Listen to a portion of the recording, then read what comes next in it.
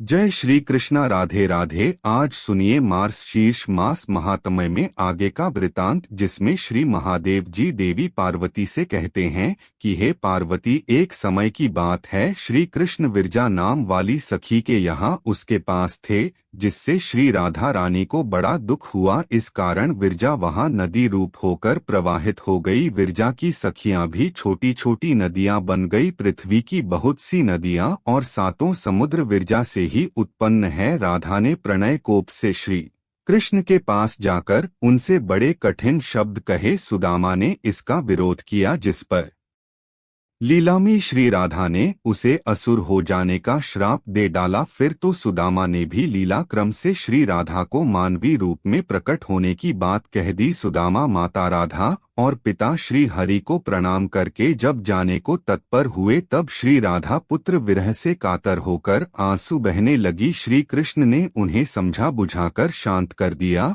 और शीघ्र उनके वापस लौट आने का विश्वास दिलाया। बाद में सुदामा ही तुलसी जी का स्वामी शंखचूर्ण नामक असुर हुआ था, जो कि मेरे त्रिशूल से विदीर्ण और शाप मुक्त होकर पुनः गोलोक चला गया था। सती राधा इसी वार कल्प में गोकुल में अवती हुई थी। वे ब्रिज में वृषभानु वैश्य की कन्या हुई। वे देवी अयोनिजा थी, माता के पेट से नहीं पैदा हुई थी। उनकी माता कलावती ने अपने गर्भ में वायु को धारण कर रखा था। उसने योग माया की प्रेरणा से वायु को ही जन्म दिया, परंतु वहां स्वेच्छा से श्री राधा प्रकट हो गई। 12 वर्ष बीतने पर उन्हें नूतन यवन में प्रवेश करती देखकर माता पिता ने रायण वैश्य के साथ उनका संबंध निश्चित कर दिया। उस समय श्री राधा घर में अपनी छाया को स्थापित करके स्वयं अंतर्ध्यान हो गई। उस छाया के साथ ही उक्त रायण का विवाह हुआ था। जगतपति श्री कृष्ण कंस के भय से रक्षा के बहाने शैशवावस्था में ही गोकुल में पहुंचा दिए गए थे। वहां श्री कृष्ण की माता जो यशोदा थी, उनका सहोदर भाई रायण था। गोलोक में तो वे श्री कृष्ण का अंशभूत गोप था, पर इस अवतार के समय भूतल पर वह श्री कृष्ण का मामा लगा करता था। जगत सृष्टा विधाता ने पुण्यम वृंदावन में श्री कृष्ण के साथ साक्षात श्री राधा का विधिपूर्वक विवाह कर्म संपन्न करवाया था। गोपगण स्वप्न में भी श्री राधा के चरणारविंद का दर्शन नहीं कर पाते थे। साक्षात राधा यानी कि असली राधा जी तो श्री कृष्ण के वक्ष स्थल में वास करती थी, और जो उनकी छाया थी राधा रूपी वरायण के घर में ब्रह्मा जी ने पूर्व काल में श्री राधा के चरणारविंद का दर्शन पाने के लिए पुष्कर में 6 वर्षों तक बड़ी कठिन तपस्या की थी। उसी तपस्या के फल स्वरूप इस समय उन्हें श्री राधा के चरणों का दर्शन प्राप्त हुआ था। गोकुलनाथ श्री कृष्ण कुछ समय तक तो वृंदावन में श्री राधा के साथ आमोद प्रमोद करते रहे। फिर सुदामा के श्राप से उनका श्री राधा के साथ वियोग हो गया था, और इसी बीच में श्री कृष्ण ने पृथ्वी का भार उतारा था। 100 वर्ष पूरे हो जाने पर तीर्थ यात्रा के प्रसंग से श्री राधा ने श्री कृष्ण का और श्री कृष्ण ने श्री राधा का दर्शन प्राप्त किया था। फिर तत्वज्ञान में चली गई। फिर श्री कृष्णा श्री राधा के साथ जो लोक पधार गए। कलावती अर्थात कीर्तिदा भी श्री राधा के साथ जो लोक में चली गईं। प्रजापति द्रोण नंद बने, उनकी पत्नी धरा यशोदा जी हुई। उन दोनों ने पहले की हुई तपस्या के प्रभाव से परमात्मा भगवान श्री कृष्ण को पुत्र रूप में प्राप्त किया था। महर्षि कश्यप वसुदेव जी हुए थे। उनकी पत्नी सती साध्वी अदिति अंशिता देवकी के रूप में तीर्ण हुई थी। प्रत्येक कल्प में जब भगवान अवतार लेते हैं, देव माता अदिति और देव पिता कश्यप उनके माता पिता का स्थान ग्रहण करते हैं। श्री राधा की माता कलावती अर्थात कीर्तिदा पितरों की मानसिक कन्या थी। गोलोक से वसुदा गोप ही वृषभानु होकर इस भूतल पर आए थे। दुर्गे इस प्रकार मैंने श्री राधा का उत्तम उपाख्यान सुनाया। यह संपत्ति प्रदान करने वाला, पापहारी और पुत्र और पौत्रों की वृद्धि करने वाला है। श्री कृष्ण 2 रूपों में प्रकट है, द्विभुज और चतुर्भुज। चतुर्भुज रूप से वे वैकुंठ धाम में निवास करते हैं, और स्वयं द्विभुज से श्री कृष्ण गोलोक धाम में चतुर्भुज की पत्नी माँ महालक्ष्मी, सरस्वती, गंगा और तुलसी हैं। ये चारों देवियां चतुर्भुज श्री नारायण की प्रिया हैं। श्री कृष्ण की पत्नी श्री राधा हैं। वे उनके अर्धांग से प्रकट हुई हैं। वे तेज, अवस्था, रूप और गुण सभी दृष्टियों उनके अनुरूप हैं। विद्वान पुरुष को पहले राधा नाम का उच्चारण करके उसके बाद कृष्ण के नाम का उच्चारण करना चाहिए, और अगर इस क्रम का उलट फेर कर दिया जाए अर्थात राधा कृष्ण कहने के बजाय कृष्णा राधा कह दिया जाए तो वह पाप का भागी होता है। इसमें संशय नहीं। कार्तिक की पूर्णिमा को गोलोक के रास मंडल में श्री कृष्ण ने राधा जी का पूजन किया और तत्संबंधी महोत्सव रचाया था। उत्तम रत्नों की गुटिका में राधा कवच रखकर गोपों सहित श्री हरि ने उसे अपने कंठ और दाहिनी बाह में धारण किया। भक्ति भाव से उनका ध्यान करके स्तुति की। फिर मधुसूदन ने राधा के चबाए हुए तांबूल अर्थात पान को लेकर स्वयं खाया था। श्री राधा श्री कृष्ण की पूजनीय भी हैं और श्री कृष्ण राधा जी के पूजनीय हैं। वे दोनों एक दूसरे के इष्ट देवता हैं। उनमें भेदभाव करने वाला पुरुष नरक में जाता है। श्री कृष्ण के बाद धर्म ने, ब्रह्मा जी ने, मैंने, अनंत ने, वासुकी ने और सूर्य चंद्रमा ने श्री राधा का पूजन किया। फिर देवराज, इंद्र, रुद्रगण, मनुपुत्र, देवेंद्रगण, मुनेन्द्रगण और संपूर्ण विश्व के लोगों ने श्री राधा की पूजा की। यह सब द्वितीय आवरण के पूजक है। तृतीय आवरण में सातों द्वीपों के सम्राट सुयज्ञ ने और उनके पुत्र पत्रों और मित्रों ने भारतवर्ष में प्रसन्नता पूर्वक श्री राधिका का पूजन किया। उन महाराज को देववश किसी ब्राह्मण ने श्राप दे दिया था जिससे उनका हाथ रोगग्रस्त हो गया था, जिस कारण वे मन ही मन बहुत दुखी रहा करते थे। उनकी राज्य लक्ष्मी छिन गई थी, परंतु श्री राधा के वरदान से उन्होंने अपना राज्य पुनः प्राप्त कर लिया। ब्रह्मा जी के द्वारा दिए हुए स्तोत्र से परमेश्वरी श्री राधा की स्तुति करके राजा ने उनके अभेद कवच को कंठ और बाह में धारण किया और पुष्कर तीर्थ में 100 वर्षों तक ध्यानपूर्वक उनकी पूजा की। अंत में वे महाराज रत्नमयी विमान पर सवार होकर गोलोक धाम में चले गए। देवी, यह सारा प्रसंग मैंने तुम्हें कह सुनाया, अब और क्या सुनना चाहती हो? तब देवी पार्वती कहने लगी, प्रभु राजा सुयज्ञ कौन थे? किस वंश में उनका जन्म हुआ था? उन्हें ब्राह्मण का श्राप कैसे प्राप्त हुआ था? और किस तरह श्री राधा जी को वे प्राप्त कर सके जो सर्वात्मक श्री कृष्ण की पत्नी है और साक्षात श्री कृष्ण ने जिनका पूजन किया है? उन्हीं परमेश्वरी श्री राधा की सेवा का सौभाग्य एक मल मूत्रधारी मनुष्य को कैसे मिल सका, जिनके चरणारविंद की रज को पाने के लिए ब्रह्मा जी ने भी पूर्व काल में पुष्कर तीर्थ के भीतर 60 वर्षों तक बड़ी कठिन तपस्या की थी और जिनका दर्शन पाना आपके लिए भी अत्यंत कठिन है। उन्हीं पुरातनी महालक्ष्मी श्री राधा देवी का दर्शन राजा सुयज्ञ ने कैसे किया? वे मनुष्य के दृष्टि पथ में कैसे आई? तीनों लोकों के सृष्टा ब्रह्मा जी ने राजा सुयज्ञ को श्री राधा का कवच किस प्रकार दिया? उनके ध्यान, पूजन और स्तोत्र का उपदेश कैसे दिया है? महादेव, यह सब भी बताने की कृपा कीजिए। तब श्री महादेव जी बोले, देवी, 14 मनुओं में जो सबसे प्रथम है उन्हें स्वयंभू मनु कहते हैं।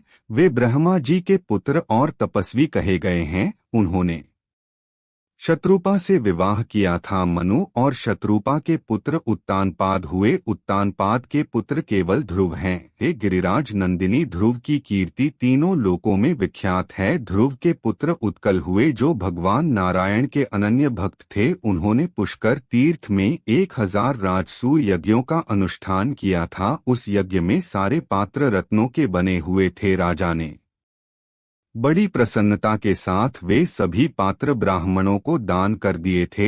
यज्ञांत महोत्सव में राजा ने बहुमूल्य वस्त्रों की सहस्त्रों राशियां जो कि तेज पुंज से प्रकाशित होती थी ब्राह्मणों में बांट दी। प्रिय, उस सुंदर यज्ञ को देखकर ब्रह्मा जी ने देव सभा में राजा उत्कल का नाम सुयज्ञ रख दिया। राजा सुयज्ञ अन्न रत्न और सभी प्रकार की संपत्तियों के दाता थे। वे हर दिन प्रसन्नता पूर्वक उचित दक्षिणा के साथ ब्राह्मणों को 10-12 लाख गौवें दान में देते थे। उन गौओं के सींग रत्नों से मड़े हुए होते थे और दुग्ध पात्र आदि सामग्री भी रत्नमय ही होती थी। वे हर दिन 6 करोड़ ब्राह्मणों को भोजन कराया करते थे। उन्हें प्रतिदिन चूसने, चबाने, चाटने और पीने योग्य भोजन सामग्री देकर तृप्त किया करते थे।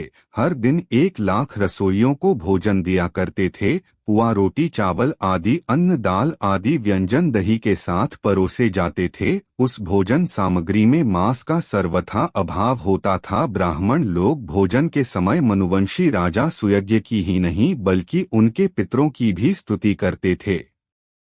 हे सुंदरी, यज्ञ के दिनों में और उसकी समाप्ति के दिन कुल मिलाकर 36 लाख करोड़ ब्राह्मणों ने अत्यंत तृप्ति पूर्वक सुवर्ण भोजन किया था। उन्होंने दक्षिणा में इतने रत्न ग्रहण किए थे कि उन सबको अपने घर तक ढोकर ले जाना उनके लिए सर्वथा असंभव हो गया था। तब उन्होंने कुछ तो शूद्रों को बांट दिया, कुछ रास्ते में छोड़ दिया। ब्राह्मण भोजन के अंत में राजा ने ब्राह्मणों को भी भोजन दिया और फिर वहां अन्न की सहस्त्र राशियां शेष रह गई। इस प्रकार यज्ञ करके महाबाहु राजा सुयज्ञ अपनी राज्यसभा में रमणीय रत्न सिंहासन पर बैठे हुए थे। वह सिंहासन रत्नेद्र सार से निर्मित अनेक क्षत्रों से सुशोभित था। उसे बड़ी अच्छी तरह से सजाया गया था। उस पर चंदन आदि सुगंधित वस्तुओं का लेप लगा हुआ था। चंदन पल्लवों से उसकी सुंदरता और अधिक बढ़ गई थी। वहां वसु, वासव, चंद्रमा, इंद्र, आदित्य गण, मुनिवर, नारद और बड़े बड़े देवता विराजमान थे। उसी समय वहां एक ब्राह्मण आया जो कि रूखा और मलिन वस्त्र पहने हुए था। उसके कंठ, ओठ और तालू सूखे हुए थे। उसने मुस्कुराते हुए हाथ जोड़कर रत्न सिंहासन पर बैठे हुए पुष्पमाला और चंदन से चर्चित राजा को आशीर्वाद दिया। राजा ने भी ब्राह्मण को प्रणाम तो किया किंतु वे अपने स्थान से उठे नहीं। उस सभा के सभासद भी ब्राह्मण की ओर देखकर खड़े नहीं हुए। हो सकता है वह उसकी दशा को देखकर उसका सम्मान न करना चाहते हो। वे सभी थोड़ा थोड़ा मुस्कुराते और हंसते रहे। तब वह श्रेष्ठ ब्राह्मण मुनियों और देवताओं को नमस्कार करके निरंकुश भाव से वहां खड़ा हो गया और फिर बड़े ही क्रोध से राजा को श्राप देता हुआ बोला, अरे ओ मूर्ख, तू इस राज्य से दूर चला जा, श्रीहीन हो जा और शीघ्र ही गलित कोण से युक्त बुद्धिहीन और उपद्रव से ग्रस्त हो जा। ऐसा कहकर क्रोध से कामपता हुआ वह ब्राह्मण अन्य सभासदों को श्राप देने के लिए तत्पर हो गया। जो लोग वहां हंस रहे थे वे सब अचानक उठकर खड़े हो गए। उन सब ने अपने दोष का परिहार कर लिया, इसलिए उनकी ओर से ब्राह्मण का क्रोध जाता रहा। राजा उसको प्रणाम करके भय से कातर होकर रोने लगे। अब वे बड़े दुखी हृदय से सभा के बीच से बाहर निकले। तब गुढ़ रूप वाले वे ब्राह्मण देवता भी ब्रह्मा तेज से प्रकाशित हुए चल दिए। उनके पीछे पीछे भय से कातर हुए समस्त मुनि भी चल दी और बारंबार उच्च स्वर से पुकारने लगे। सब कहने लगे कि हे विप्र, ठहरो ठहरो। उन मुनियों के नाम इस प्रकार है: पुलह, पुलत्स, प्रचेता, अंगिरा, मरीच, कश्यप, वशिष्ठ, कृतु, शुक्र, बृहस्पति, दुर्वासा, लोमश, गौतम, कणाद, कण्व, कात्यायन, कठ, पाणिनि, जाजली, ऋषि, भृंग, विभांडक, तेतली व तवस्वी, मार्कंडेय, सनंदन, सनातन, सनक, भगवान सनत कुमार, कुमार नर, नारायण, ऋषि, पराशर, जरत, कारु, संवत्करथ और चैवन्य, भरद्वाज, वाल्मीकि, अगस्त्य, यह सारे ऋषि मुनि वहां पर थे और इनके सहित सभी देवता भी ब्राह्मण के पीछे पीछे चलने लगे। पार्वती जी, उन नीति विशारद मुनियों ने ब्राह्मण को समझाया, एक स्थान पर ठहराया और फिर उनसे नीतिपूर्ण कुछ बातें कही। देवी पार्वती ने महादेव से पूछा, हे प्रभु, ब्राह्मण और ब्रह्मा जी के पुत्रों ने जो कि नीति के विद्वान थे, उस समय उन ब्राह्मण देवता से नीति की कौन सी बात कही, यह भी मुझे बताने की कृपा करें। श्री महादेव जी बोले, हे सुमुखी, उस मुनि समुदाय ने स्तुति और विनय से ब्राह्मण को संतुष्ट करके क्रमश इस प्रकार कहना आरंभ किया। सबसे पहले सनत कुमार ने कहा, हे ब्राह्मण, आपके पीछे पीछे राजा की लक्ष्मी और कीर्ति भी चली आई है। सत्व, यश, सुशील, महान ऐश्वर्य, पितर, अग्नि और देवता सभी राजा को श्रीहीन करके उनके घर से बाहर चले आए हैं। हे ब्राह्मण, अब आप सब संतुष्ट हो जाओ, क्योंकि ब्राह्मण शीघ्र ही संतुष्ट होने वाला कहा गया है। मुने ब्राह्मणों का हृदय तो नवनीत के समान कोमल होता है। वे तपस्या से परिमार्जित होने के कारण अत्यंत निर्मल और शुद्ध होते हैं। आथ, हे विप्रवर, अब तो क्षमा करो, आओ और राजभवन को पवित्र करो। जिसके घर से अतिथि निराश होकर लौट जाता है उसके देवता पितर और अग्नि भी निराश होकर लौट जाते हैं, क्योंकि वहां अतिथि का सत्कार नहीं हुआ इसलिए। हे विप्र, क्षमा करो और आओ आओ और राजभवन को शुद्ध करो। पुलत्स जी भी बोले, जो घर पर आए हुए अतिथि को टेढ़ी आंखों से देखते हैं, उन्हें अतिथि अपना पाप देकर और उनके पुण्य को लेकर चला जाता है। इसलिए तुम राजा के दोष को क्षमा कर दो वत्स, तुम्हारी जहां मौज हो जाओ। राजा अपने कर्म दोष से ही उठकर खड़े नहीं हुए थे, उनके उस दोष को तुम क्षमा कर दो। पुनः ऋषि ने कहा, जो क्षत्रिय राज लक्ष्मी के मद से अथवा जो ब्राह्मण विद्या के मद से किसी ब्राह्मण का अपमान करता है, वह क्षत्रिय श्रीहीन हो जाता है और वह ब्राह्मण त्रिकाल संध्या से शून्य हो जाता है। वे दोनों ही एकादशी व्रत और भगवान विष्णु के नैवेद्य से वंचित हो जाते हैं। अब कृतु ऋषि बोले, ब्राह्मण क्षत्रिय वैश्य अथवा शूद्र कोई भी क्यों ना हो, जो ब्राह्मण का अपमान करता है वह दीक्षा के पुण्य और अधिकार से भ्रष्ट हो जाता है। इतना ही नहीं, उसका धन नष्ट हो जाता है और वह पुत्र और पत्नी से भी हीन हो जाता है। यह एक अटल सत्य है। अतः भगवान क्षमा करो, आओ और राजा के घर को पवित्र करो। अंगिरा ऋषि भी कहने लगे, जो ज्ञानवान ब्राह्मण होकर किसी ब्राह्मण का अपमान करता है, वह भारतवर्ष में 7 जन्मों तक सवारी ढोने वाला बैल होता है। मरीचि ऋषि बोले, जो पुण्य क्षेत्र भारतवर्ष में देवता ब्राह्मण और गुरु का अपमान करता है, वह भगवान विष्णु की भक्ति से वंचित हो जाता है। कश्यप मुनि ने कहा, जो वैष्णव ब्राह्मण को देखकर उसका अपमान करता है, वह विष्णु मंत्र की दीक्षा से वंचित होकर विष्णु पूजा से भी विरत हो जाता है। अब प्रचेता ऋषि बोले, जो अतिथि ब्राह्मण को आया देखकर उसके लिए प्रयत्न नहीं करता, उठकर खड़ा नहीं हो जाता, वह भारत भूमि में माता पिता की भक्ति से रहित हो जाता है। उस मूर्ख को 7 जन्मों तक हाथी की योनि में जन्म लेना पड़ता है। इसलिए हे द्विज श्रेष्ठ, शीघ्र चलो, राजा को आशीर्वाद दो। दुर्वासा ऋषि कहने लगे, जो गुरु ब्राह्मण अथवा देवता की प्रतिमा को देखकर शीघ्र ही उसके सामने मस्तक नहीं झुकाता, वह पृथ्वी पर सुअर होता है। इसलिए हे ब्राह्मण, हमारे सब अपराधों को क्षमा करो और चलकर अतिथि सत्कार ग्रहण करो। अब राजा ने पूछा, आप सभी लोग श्रेष्ठ मुनि हैं, आपने किसी न किसी बहाने से धर्म का उपदेश दिया है, अतः सब कुछ स्पष्ट बताकर मुझ मूर्ख को समझाइए। हे विप्रो, आप लोग पहले मुझे यह बताएं कि स्त्री हत्या, गौ हत्या, गुरु पत्नी गमन, ब्रह्मा हत्या और कृतघ्नता करने वालों को कौन सा दोष लगता है और उसका परिहार अर्थात उसकी मुक्ति कैसे होती है। वशिष्ठ जी बोले, राजन, अगर अपनी इच्छा से गोवध का पाप किया गया हो तो उसके प्रायश्चित के लिए मनुष्य लगातार 1 वर्ष तक तीर्थों में भ्रमण करता रहे, तीर्थों के दर्शन करता रहे। वह हर दिन जौ की रोटी या जौ की लपसी खाए और हाथ से ही जल पिए। वर्ष पूरा होने पर ब्राह्मणों को दक्षिणा सहित 100 अच्छी और दूध देने वाली गौं का दान करें। प्रायश्चित से पाप क्षीण हो जाने पर भी मनुष्य अपने संपूर्ण पाप से मुक्त नहीं हो जाता। जो पाप बचा रहता है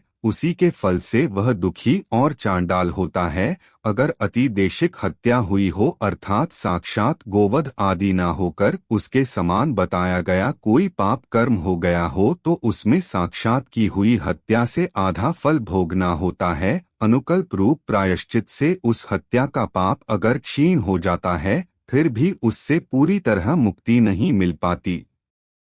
शुक्र ने कहा, स्त्री की हत्या करने पर निश्चय ही गौ हत्या से दुगुना पाप लगता है। स्त्री हत्यारा हजारों वर्षों तक काल सूत्र नामक नरक में निवास करता है। फिर वह महापापी मानव 7 जन्मों तक सुअर और 7 जन्मों तक सांप बन जाता है। इसके बाद उसकी शुद्धि हो पाती है। बृहस्पति जी बोले, स्त्री हत्या से भी 2 गुना पाप लगता है। ब्रह्मा हत्या में ब्रह्मा हत्यारा 1 लाख वर्षों तक निश्चय ही महाभयंकर कुंभीपाक नरक में निवास करता है। फिर उस महापापी को 100 वर्षों तक विष्ठा का कीड़ा होना पड़ता है। इसके बाद 7 जन्मों तक सर्प बनकर वह उस पाप से मुक्त हो पाता है। गौतम ऋषि भी समझाने लगे कि हे राजेंद्र, कृतज्ञ को ब्रह्मा हत्या से चौगुना पाप लगता है। वेदों में अवश्य ही कृतघ्नों की शुद्धि के लिए कोई प्रायश्चित नहीं कहा जाता, अर्थात जो दूसरे के उपकार को, दूसरे के एहसान को न मानने वाला हो उसे कृतज्ञ कहते हैं।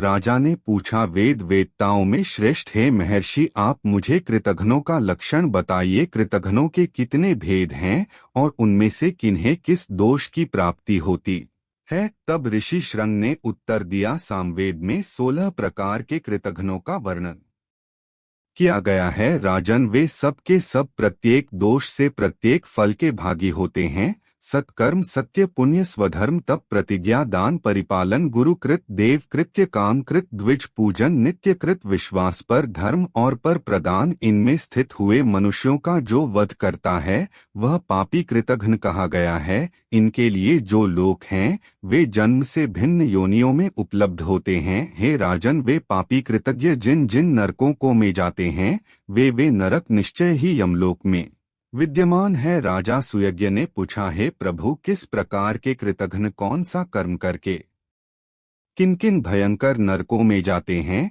इसे मैं सुनना चाहता हूँ। कात्यायन ऋषि बोले, राजन, जो शपथ खाकर भी अपने सत्य को मिटा देता है, यानी कि जो कसम खाने के बाद भी अपनी बात को पूरा नहीं करता, उसका पालन नहीं करता, वह कृतघ्न अवश्य ही 4 युगों तक काल सूत्र नरक में निवास करता है। फिर 7 जन्मों तक कौवा और उल्लू होकर फिर से 7 जन्मों तक महारोगी शूद्र होता है। इसके बाद उसकी शुद्धि हो पाती है। फिर सर्व श्री सनंदन सनातन पराशर जरत्काल भरद्वाज और विभांडक ने अलग अलग कृतघ्नों के भेद और उनको प्राप्त होने वाली दुर्गति का वर्णन किया।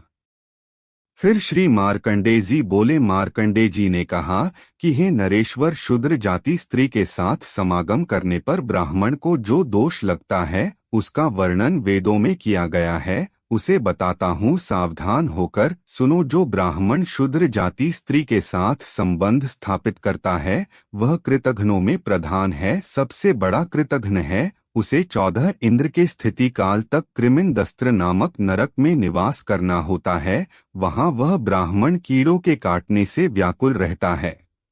यमराज के दूत उससे प्रतिदिन तपाई हुई लोहे की प्रतिमा का आलिंगन करवाते हैं। फिर निश्चय ही वह व्यभिचारिणी स्त्री की योनि का कीड़ा होता है। इस अवस्था में 1000 वर्षों तक रहने के बाद वह शूद्र होता है। फिर उसकी शुद्धि हो पाती है। राजा बोले, हे मुने, अन्य कृतघ्नों के कर्मों का भी फल बताइए। यह ब्राह्मण का श्राप तो मेरे लिए बड़ा लाभदायक हुआ है, क्योंकि इसके कारण मुझे सत्संग का लाभ हुआ है। भला विपत्ति में पड़े बिना किसको संपत्ति प्राप्त होती है? हे मुनिवरों, मैं तो धन्य हूँ, कृत हूँ, मेरा जीवन सफल हो गया, क्योंकि आज मेरे घर पर मुक्त मुनिगण और देवता पधारे हैं। इसके बाद मुनियों ने राजा सुयोग्य के सामने जिन जिन नरकों का वर्णन किया जिसमें कृतघ्न मनुष्य को जाना होता है, उसका वर्णन आप सभी अगले अध्याय में सुनिए। अगर आज का यह अध्याय आपको पसंद आया हो तो प्लीज वीडियो को लाइक करें और एक बार की बात है, चैनल को सब्सक्राइब करें।